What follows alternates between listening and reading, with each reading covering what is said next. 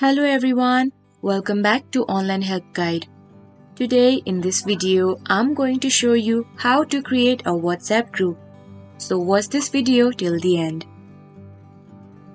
Like most instant messaging applications, WhatsApp lets you create a group in order to message many people at once. You can create a WhatsApp group with up to 1024 participants. Let's see how to create a WhatsApp group. After you open your WhatsApp app, tap on New Group in the upper right corner. Select Contacts to add to the group. Then tap Next. You can always add more people later, so don't worry if you miss anyone. Now enter a group subject. This will be the name of the group that all the participants will see. And the subject limit is 25 characters. You can also add a photo by tapping the camera icon. Here I'm selecting emoji and sticker.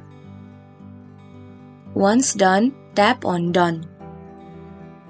Now tap on Create when you are finished. And therefore a WhatsApp group has been created. Thank you for watching Online Help Guide. Hope this video was helpful. If it was, then hit the like button and comment down if you have any questions or feedback. Also, if you are new to our channel, subscribe and hit the bell icon on our channel so that you don't miss our upcoming videos.